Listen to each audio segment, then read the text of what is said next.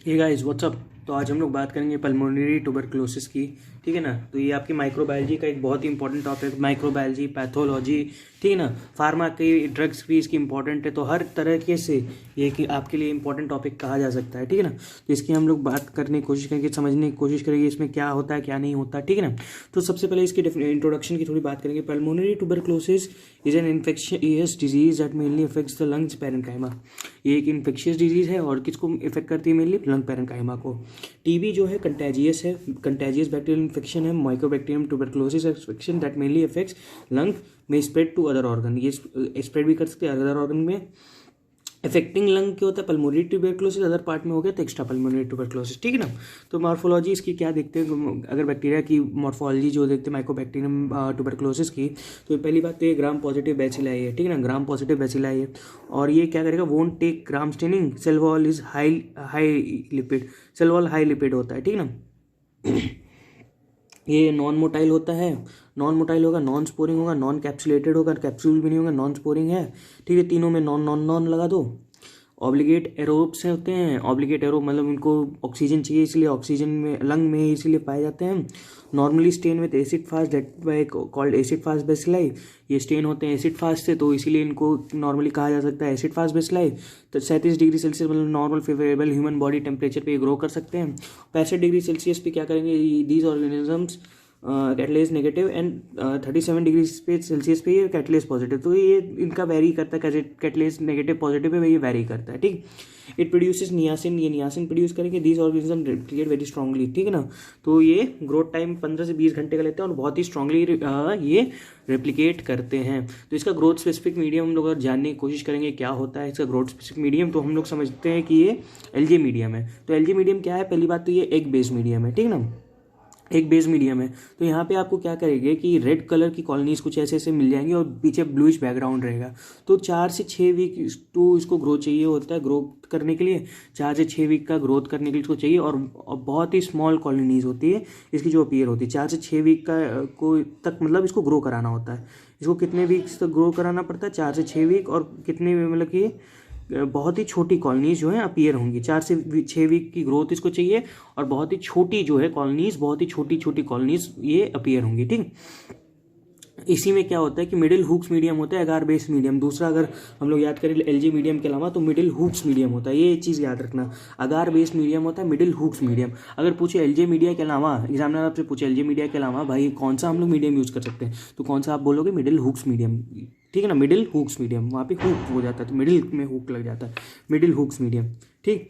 तो इसका स्ट्रक्चर आप लोग क्या करेंगे? स्ट्रक्चर देखने की कोशिश करेंगे। तो all layers are important but on comparing to others.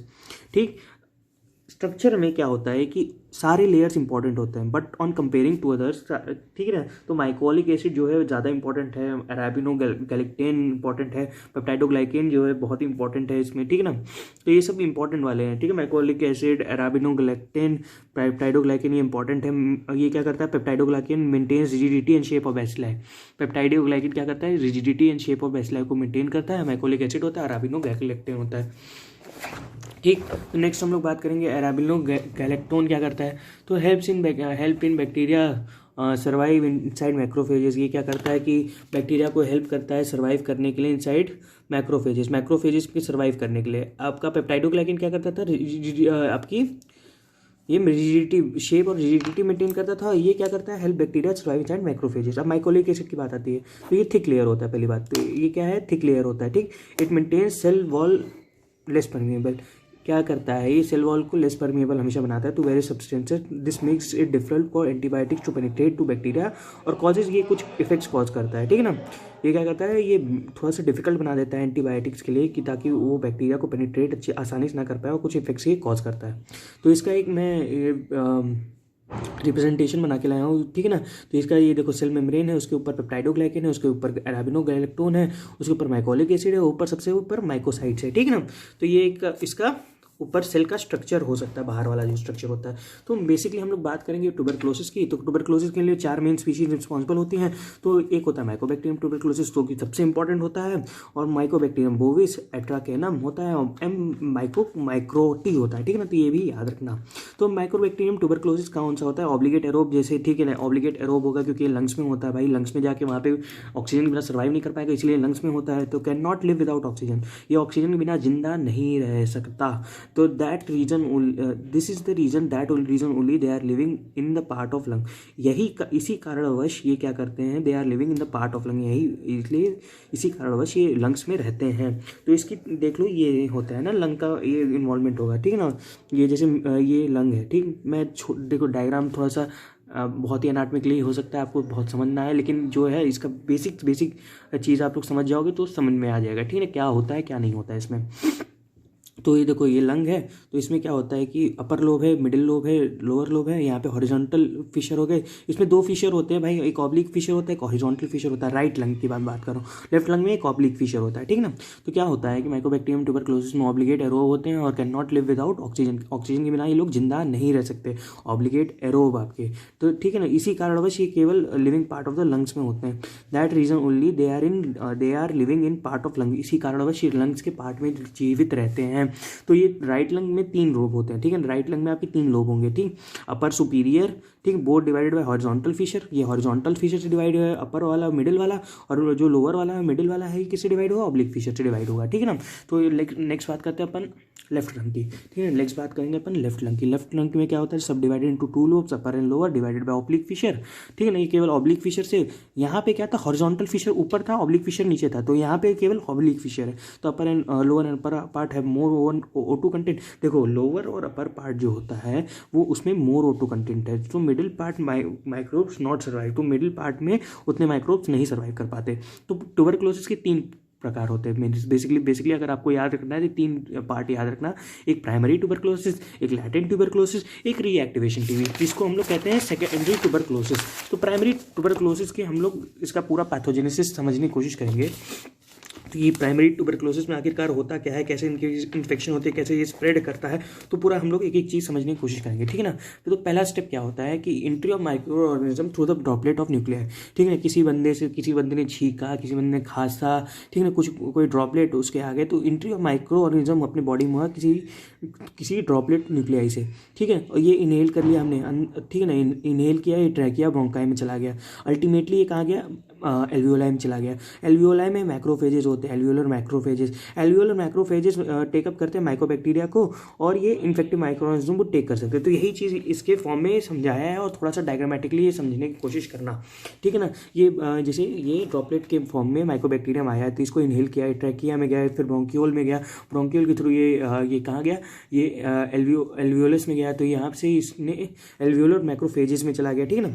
Alveolar macrophages क्या करेगा, माइकोबैक्टीरियम इनसाइड आ गया इसके, ठीक है ना। एल्वियोलर मैक्रोफेजेस के अंदर माइकोबैक्टीरियम ट्यूबरक्लोसिस चला गया, ठीक है ना। तो ये यहाँ पे क्या है, बहुत तेजी से मल्टीप्लाई करना शुरू कर देगा मैक्रोफेजेस के अंदर, तो ठीक है ना। तो रिलीज ये क्या करेगा, release of neutrophil, chemo attractants and cytokines, ये क्या कराएगा, जब ये मल्टीप्लाई करवाएगा तो यहाँ पे क्या होगा, इसके कारण से ये एंटीजन की तरफ थोड़ा मतलब कि बिहेव करने लगेगा। तो यहाँ पे इसके कारण से क्या आएगा, न्यूट्रोफिल आने लगेगा, कीमो अट्रैक्टेंट कुछ आने लगेंगे, साइटोकाइन्स आने लगेंगे। तो इसी कारणवश as a result artery and pulmonary walls going towards lung, ठीक है ना। जो मतलब कि जो आर्टरी में ये वहाँ पे आएगा, जैसे कैसे ये आएगा, आर्टरीज जो पल्मोनरी वेसल्स जो लंग की तरफ जा रहे हैं उन्हीं से आएगा, ठीक है ना। It carry inflammatory cell, T cell, ठीक है, यही जो होते हैं, तो वहाँ पे डिसेमिनेट कर जाएगा, ठीक है ना, यहाँ पे डिसेमिनेट कर जाएगा, तो ये कैरी करेंगे T cell, inflammatory T cell को कैरी करने लगेगा, ठीक। तो अब क्या होगा, new these macrophages have antigen, ठीक है ना। तो ये एल्वियोलर मैक्रोफेजेस में क्या होता है, it carry inflammatory T cell, तो इसी एल्वियोलर मैक्रोफेजेस में now they have macrophages, now this macrophages have antigen, इस मैक्रोफेजेस में अब एंटीजन आ गया, ठीक है ना। ठीक। तो ये जैसे ये क्या करेगा, आर्टरीज में, पल्मोनरी वेसल में, गोइंग टुवर्ड लंग में ये तुम्हारा न्यूट्रोफिल कुछ आने लगेगा, तो it carry inflammatory T cells कुछ आने लगेंगे। तो ये क्या करेगा, now this macrophages have antigen, ये एंटीजन के फॉर्म में, जैसे बताया था मैंने, एंटीजन के फॉर्म में ये होने लगी। तो as a result cellular immune response will develop, cellular कुछ इम्यून रिस्पॉन्स बनने लगेंगे। तो कॉजेज टिश्यू नेक्रोसिस, इसी कारण से कुछ टिश्यू नेक्रोसिस होने लगेगा as a result of formation of granuloma. और टिश्यू नेक्रोसिस हुआ तो यहाँ पे ग्रैन्युलोमा फॉर्मेशन होगा। It comprise central area of necrosis जो कि केशियस नेक्रोसिस होती है, it is called caseation. So primary tuberculosis form and primary tuberculosis is form. इसी को क्या कहते हैं, ग्रैनुलोमेटस लीजन कहते हैं, ठीक है ना। तो इसी को क्या कहते हैं, ग्रैनुलोमेटस लीजन कहते हैं, ठीक है। तो एक बार और समझने की कोशिश करेंगे क्या से क्या होता है। तो माइक्रोबैक्टीरियम जो है ड्रॉपलेट के फॉर्म में आई, तो ये अपने इनहेल किया हमने, तो ट्रैकिया के थ्रू, ब्रोंकाई के थ्रू, ये एल्वियोलर में चली गई, एल्वियोलर ने इसको टेकअप किया, तो वहाँ पे एल्वियोलर मैक्रोफेजेस ने इसको फिर बाद में ले लिया, एल्वियोलर मैक्रोफेजेस में डिवाइड करने लगी, तो रिलीज इसके कारण से ये एंटीजन की तरफ बिहेव किया, ठीक है ना। तो मल्टीप्लाई वेरी रैपिडली, तो यहाँ पे release of neutrophils, chemoattractant cytokines है। As a result artery pulmonary walls में towards lung, artery pulmonary walls toward lung में क्या होने लगा, टी सेल्स आने लगे। और टी सेल्स में क्या हो गया कि जनाब जो एल्वियोलर मैक्रोफेजेस है एंटीजन की तरह काम करने लगी। एज अ रिजल्ट यहाँ पे सेल मीडिएटेड इम्यूनिटी का सेलुलर इम्यून रिस्पॉन्स डेवलप हो गया। अब सेलुलर रिस्पॉन्स मतलब कि इम्यून रिस्पॉन्स डेवलप हो गया तो टिश्यू नेक्रोसिस करना आने लगा है। As a result form granuloma. और सेंट्रल इसी को क्या कहते हैं, it comprise central necrosis called caseation. और so primary TB is form, इसी को क्या कहते हैं अपन, ग्रैनुलोमेटस लीजन कहते हैं। तो नेक्स्ट हम बात करेंगे इसके ग्रैनुलोमेटस कैसा ग्रैनुलोमा इसमें दिखता है। तो सबसे पहली बात तो ये अंतर केसिएशन देखने को मिलेगा। फिर एक्टिवेटेड मैक्रोफेजेस होती है, इसी को एपिथेलियल या एपिथेलॉइड सेल्स कहते हैं। फिर बाहर पे ठीक है ना, तो ये एपिथेलियल मतलब कि फिर ये लिम्फोसाइट्स हो गए, और यहाँ पे फाइब्रस स्कारिंग हो सकता है, ठीक। तो नेक्स्ट बात करते हैं, यहाँ पे एक लैंगरहैंस जाइंट सेल मिलता है, ठीक है ना, वो भी देख लेना। तो primary granulomatous lesions is formed, ठीक है। प्राइमरी ग्रैनुलोमेटस लीजन जो होता है, प्राइमरी जो ग्रैनुलोमेटस लीजन होता है जो इन द लंग में बनता है, उसी को क्या कहते हैं, गोन्स फोकस कहते हैं। ये अगर ये इन्वॉल्व कर लिया हाइलर लिम्फ नोड को, अगर ये इन्वॉल्व कर लिया किसको, हाइलर लिम्फ नोड को इन्वॉल्व कर दिया, तो इसी को क्या कहते हैं, गोन्स फोकस को कह देंगे अपन, गोन्स कॉम्प्लेक्स कह देंगे, ठीक है ना। अब सेकंड बात करते हैं अपन लैटेंट टीबी की। लैटेंट टीबी क्या होता है, लैटेंट टीबी के क्या मतलब क्या कैरेक्टरिस्टिक फीचर्स होते हैं। तो लैटेंट टीबी में बेसिकली ये याद रखना कि occurs when a person has TB bacteria within their body but the bacteria are present in very small number. ये कब होता है, जब बैक्टीरिया पर्सन के अंदर तो बैक्टीरिया तो है भाई, टीबी का बैक्टीरिया है, लेकिन बहुत ही कम क्वांटिटी में और कोई सिम्टम्स नहीं प्रोड्यूस कर रहा है। They are kept under control by body's immune system and do not cause any symptoms, ठीक ना। ये बॉडी इम्यून सिस्टम से कंट्रोल में है और कोई सिम्टम्स ऐसा कुछ खास करता नहीं है। People with latent TB do not feel sick and और नॉट इन्फेक्शियस, इनको सिक मतलब कि तबीयत इनको खराब नहीं महसूस होती, और ये क्यों है, जैसे इन्फेक्शियस ये नहीं होते, ठीक है ना, ये इन्फेक्शियस नहीं होते, और ये they can not pass the TB bacteria to other people, ये टीबी बैक्टीरिया अदर पीपल नहीं पहुंचा सकते। और body immune system develops a memory against the organism for future protection, ठीक है ना। तो बॉडी का इम्यून रिस्पॉन्स जो है, इम्यून सिस्टम जो है, ये इनके खिलाफ एक मेमोरी बना लेता है ताकि फ्यूचर में कोई मतलब कि फ्यूचर में प्रोटेक्शन दे सके। अब नेक्स्ट बात करते हैं रीएक्टिवेशन टीबी। रीएक्टिवेशन टीबी में क्या क्या आता है, तो it raises from latent infection, ये किससे अराइज करता है, लेटेंट इन्फेक्शन से अराइज करता है। When person loses their immunity, that is diabetes, chronic kidney disorder, HIV, aged, ठीक है ना, HIV एज्ड पर्सन में हो गया, कॉर्टिकोस्टेरॉइड्स ड्रग्स में हो गया, इम्यूनोसप्रेसेंट्स में हो गया, ठीक है ना। तो कुछ ये डिजीजेज हैं जिनके कारण से आपका इम्यूनिटी कम होता है। तो decrease immunity, chances of latent infection reactivate. Now patient is also can also spread infection to other. हाँ, तो भैया रीएक्टिवेशन टीबी में क्या होता है कि ये latent infection, it raises from latent infection, ये लेटेंट इन्फेक्शन जो होता है, सो जब पर्सन अपनी इम्यूनिटी खो देता है, तो जो कि किन के केसेस में होता है, डायबिटीज़ में हो सकता है, क्रोनिक किडनी डिसऑर्डर्स में हो सकता है, HIV में हो सकता है, एज में हो सकता है, कॉर्टिकोस्टेरॉइड ड्रग्स में हो सकता है, एंड इम्यूनोसप्रेसिव्स में हो सकता है। तो क्या करेगा, रीएक्टिवेट करा देगा। Decrease immunity, chances of latent infection reactivated. Now patient also can also spread infection to others, ये इन्फेक्शन करवा सकता है अदर्स को भी इन्फेक्शन ये कॉज करवा सकता है। इसके कुछ क्लिनिकल मैनिफेस्टेशंस होते हैं। इसके क्लिनिकल मैनिफेस्टेशंस आप लोग समझने की कोशिश करना। तो कॉन्स्टिट्यूटिव सिम्टम्स होते हैं, कॉन्स्टिट्यूशनल सिम्टम्स होते हैं। कैसे कैसे सिम्टम्स होंगे भाई? एनोरेक्सिया आएगा, लो ग्रेड फीवर होगा, नाइट स्वेट्स होगा, फैटीग होगा, वेट लॉस होगा। तो weight loss is a very common phenomenon. Fatigue तो आता ही आता है, नाइट स्वेट्स भी होने लगे बंदे को, low grade fever, evening rise fever होगा 2 हफ्ते तक, मतलब ऐसा कुछ होता है, ठीक है ना। एनोरेक्सिया होने लगेगा, ठीक है ना, खाना भूख नहीं लगेगा बंदे को। इसे कुछ पल्मोनरी सिम्टम्स भी आएंगे। तो पल्मोनरी सिम्टम्स में क्या आएगा? डिस्निया होने लगेगा, सांस लेने में तकलीफ होने लगेगी, नॉन रिस्पिरेटरी ब्रोंको निमोनिया एक हो जाएगा, चेस्ट टाइटनेस हो जाएगी, नॉन रिजॉल्विंग ब्रोंको निमोनिया जिसको ट्रीटमेंट के बाद भी रिजॉल्व नहीं कर रही है, नॉन प्रोडक्टिव कफ होगा, ठीक है। म्यूकोपोरुलेंट स्पूटम होगा विथ हीमोपेटाइटिस ये दिखाएगा म्यूकोपोरुलेंट स्पूटम के साथ। एक्स्ट्रा पल्मोनरी सिम्टम्स क्या होंगे? पेन इन्फ्लेमेशन हो सकता है। कौन से एक्स्ट्रा पल्मोनरी सिम्टम्स क्या होंगे? पेन इन्फ्लेमेशन होगा। लैब डायग्नोसिस क्या होगा? ठीक है, सबसे इंपॉर्टेंट इसका lab diagnosis of Mycobacterium tuberculosis. इसका लैब डायग्नोसिस बहुत ही इंपॉर्टेंट है। हाँ, तो भैया इसका स्पेसिमेन कलेक्शन कैसे करेंगे? पल्मोनरी टीबी का मतलब स्पेसिमेन कलेक्शन कैसे करेंगे? स्पूटम ले लेंगे, स्पूटम टू स्पेसिमेन स्पॉट, और नेक्स्ट डे ले लेंगे, next day early morning on spot एक स्पूटम लेते हैं, नेक्स्ट डे अर्ली मॉर्निंग लेते हैं, ठीक है ना। और गैस्ट्रिक एस्पिरेट करते हैं फॉर चिल्ड्रन के लिए गैस्ट्रिक एस्पिरेट कर देंगे, ठीक है ना। After collecting specimen the following procedure is to be done. Digestion कर देंगे, डाइजेशन का डिकंटामिनेशन, कंसंट्रेशन ऑफ स्पूटम। तो कंसंट्रेशन ऑफ स्पूटम करेंगे पेट्रॉफ्स मेथड से, ठीक है ना। पेट्रॉफ मेथड 4% NaOH के साथ। और एक और मेथड होता है नाल्क, एन एसिटाइल एल्सिस्टीन का भी मेथड यूज़ कर सकते हैं, लेकिन हम लोग बेसिकली यूज़ करते हैं कंसंट्रेशन ऑफ स्पूटम के लिए कौन सा? पेट्रॉफ्स मेथड, ठीक है ना। तो नेक्स्ट डाइजेशन में क्या होता है? डाइजेशन में हम लोग क्या करते हैं? लिक्विफाई करते हैं thick to liquefy the thick pus cell and homogenize it. ये लिक्विफाई करने के लिए यूज़ करते हैं, थिक पस को, और इसको होमोजेनाइज करने को, ठीक है ना। और ये डिकम्पटामिनेशन टू इनिबिट नॉर्मल फ्लोरा को इनिबिट करने के लिए यूज़ करते हैं। कंसंट्रेशन इंक्रीज द यील्ड, मतलब कि इसका कंसंट्रेशन बढ़ाने के लिए, मतलब इसका यील्ड बढ़ाने के लिए, ताकि दिखे अच्छे से, मोर बेसिलाई दिखे। पेट्रॉफ्स मेथड्स में क्या होगा कि देखो, पेट्रॉफ मेथड में अब क्या होता है? Sputum are thoroughly mix with equal volume of 4% NaOH। तो यहाँ पे स्पूटम जो है थॉरली मिक्स कर दिए जाते हैं, किसके साथ? NaOH, 4% NaOH के साथ, ठीक है ना। ठीक, तो मतलब कि इतना स्पूटम ले लिया, उसके x ml ऑफ स्पूटम ले लिया, x ml of 4% of NaOH and mix it. तो ये सेम परसेंटेज लगभग लेते हैं, इक्वल वॉल्यूम, ठीक है। और इनको क्या करते हैं? सेंट्रीफ्यूज कर देते हैं, and take the sediment and then neutralize sediment with 8% HCl के साथ, ठीक है ना। इसको फिर सेंट्रीफ्यूज कर देते, तो घुमा देते हैं, देन टेक द सेडिमेंट, और इसी सेडिमेंट को ये क्या करते हैं? न्यूट्रलाइज कर देते हैं विद 8% HCl के साथ, ठीक है ना। 8% HCl के साथ ये क्या कर देते हैं? न्यूट्रलाइज कर देते हैं, ठीक है। तो पेट्रॉफ्स मेथड ज़्यादा इंपॉर्टेंट है, और यही जानो। और ये क्या है? जो नाल्क मेथड है ये सुपीरियर है पेट्रॉफ मेथड के फॉर आइसोलेशन के लिए। डाइजेशन क्या करते हैं? जो नाल्क होता है लिक्विफाइड स्पूटम कर देता है और डिकंटामिनेशन करा देता है, done by NaOH, kill the normal flora. This method is more compatible with automated culture system. ये मोर कंपैटिबल होता है ऑटोमेटेड कल्चर सिस्टम से। लेकिन आपको याद कौन सा करना है? जो आपका कन्वेंशनल है पेट्रॉफ मेथड, जो कि आपको पूछा जाएगा एग्जाम में, ठीक है ना।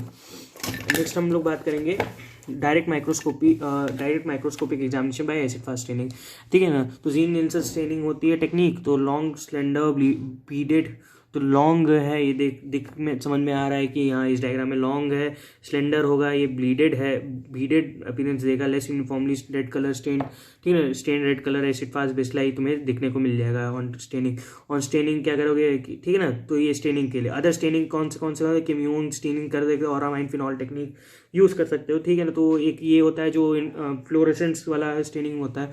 तो कन्वेंशनल कल्चर मेथड कौन से मीडिया मेथड होते हैं? इट टेक्स 6 to 8 वीक्स, ये 6 to 8 वीक्स लेता है। सॉलिड मीडिया जो होता है इसका LG मीडियम होता है, egg based medium, shows rough tough and buff coloured colonies. तो ये तो समझ में आता ही अपने को।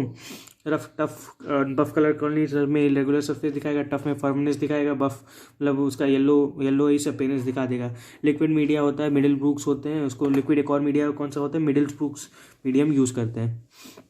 कुछ ऑटोमेटेड कल्चर लगा देते हैं, MGIT कर सकते हैं, माइक्रोबैक्टीरियल ग्रोथ इंडिकेटर ट्यूब लगा सकते हैं, बैक्ट या लक्स्ट, ये सब देख लेना। बस ये सब याद करने की चीज़ें नहीं होती, ये सब देखने की चीज़ें होती है। याद करने की चीज़ें मैं बता चुका हूँ, तीन चार कर लेना। Petroff method, acid fast, conventional culture, ठीक है ना। ये 3 चीज़ अगर याद हो गई, और एक कर लेना कौन सा? स्पेसिमेन कलेक्शन कैसे, पेट्रॉप्स के थ्रू और नाल्क के थ्रू। और क्या करना है कि डायरेक्ट माइक्रोस्कोपिक एग्जामिनेशन कर दो, कन्वेंशनल कल्चर मीडिया कर दो, और कुछ पीसीआर लगा सकते हो, यही सब करना है। इस हमेशा पीसीआर लिख देना चाहिए, ठीक है ना। मॉलिक्यूलर मेथड एक आएगा ना, हमेशा देख लो पीसीआर है यहाँ पे, ठीक है ना। तो ये सीवी नाट यहाँ पे लिख सकते हैं। सीवी नाट अपने अगर कम्युनिटी की अगर आपने पोस्टिंग लगाई होगी तो सीवी नाट बहुत सुने होंगे आप, ठीक है ना। ऑटोमेटेड कल्चर मेथड देख लो, MGIT लगा देते हैं, बैक लगा देते हैं। बायोकेमिकल आइडेंटिफिकेशन कर सकते हो, नियासिन इसमें प्रेजेंट होगा, नाइट्रेट रिडक्शन टेस्ट जो है पॉजिटिव होगा, और पायराजिनामिडेज एंड रेजिस्टेंट टू TCH। ये सब फालतू चीज़, ये सब अगर याद करना है नहीं करो, नहीं करना है मत करो। एंटीजन एंटीबॉडी डिटेक्शन करा सकते हैं, यहाँ पे भी एलाइजा लगा सकते हैं, एंटीबॉडी का डिटेक्शन करेंगे। नॉट यूजफुल होता है, बहुत यूजफुल नहीं होता। एनिमल पैथोजेनिसिटी कैसे करेंगे कि एनिमल पैथोजेनिसिटी, एनिमल इनॉकुलेशन करेंगे यूनिया गुनिया पिग एंड रैपिड से। डायग्नोसिस ऑफ लैटेंट टीबी, हाँ डायग्नोसिस कैसे करेंगे इसका लैटेंट टीबी का, by tuberculin test. Tuberculin test से इसका डायग्नोसिस करेंगे, ठीक है ना। उसको क्या कहते हैं, मॉन्टॉक्स टेस्ट, जिसकी मैं बात करूँगा, ठीक है ना। इंटरफेरॉन गामा का ऐसे लगा देते हैं। इसका ट्रीटमेंट बहुत ही इंपॉर्टेंट है। ट्रीटमेंट कैसे करोगे, तो आप अपनी फार्माको में पढ़ोगे तो medication are cornerstone of tuberculosis treatment which takes about 6 to 9 months। Extra drug and length of treatment depends upon the age, drug resistance, infection, local location on the body. तो isoniazid, rifampicin, ethambutol, pyrazinamide, ठीक है ना, ये सब, और सेप्टोमाइसिन भी, ये first line drugs होती हैं। तो if you have drug resistant TB, combination of antibiotics called fluoroquinolone, injectable medicine, amikacin, capreomycin, generally use for 20 से 30 months, ठीक है ना। तो ये बात रही आपकी ट्यूबरकुलोसिस की। उम्मीद है आपको समझ में आया होगा। तो मिलते हैं आपसे नेक्स्ट वीडियो में, बाय।